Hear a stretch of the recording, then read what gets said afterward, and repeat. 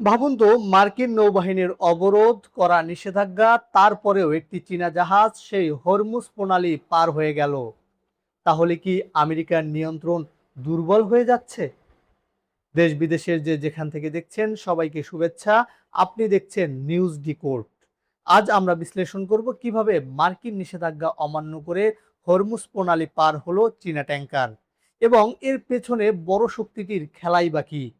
সম্প্রতি রিস স্ট্যারি নামক একটি তেলবাহী ট্যাঙ্কার হরমুজ প্রণালী অতিক্রম করেছে।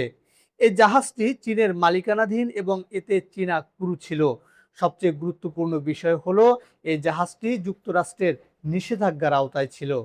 তারপরেও এটি মার্কিন ঘোষিত নৌ অবরোধ উপেক্ষা করে হরমুজ প্রণালী পার হয়ে যায়, যা সরাসরি ওয়াশিংটনের ক্ষমতাকে চ্যালেঞ্জ করে। এমনকি এটি প্রায় 2.5 লাখ ব্যারেল মিথানল বহন করছিল।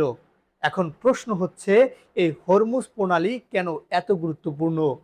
হরমুজ প্রণালী হচ্ছে বিশ্বের সবচেয়ে গুরুত্বপূর্ণ তেলের রুট, যেখান দিয়ে বিশ্বের প্রায় 20% তেল পরিবহন করা হয়।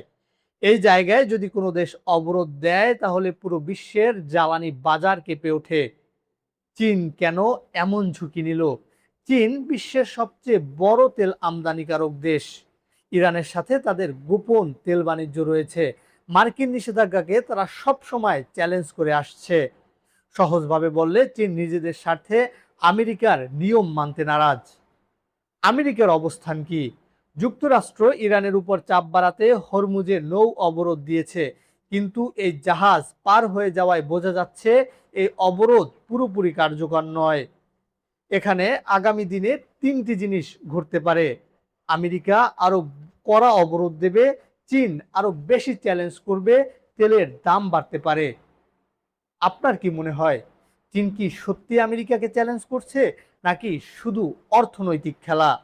কমেন্ট করে আপনার মূল্যবান মতামত জানান। এমন আরো বিশ্লেষণ পেতে নিউজ ডিকোড চ্যানেলটি সাবস্ক্রাইব করুন।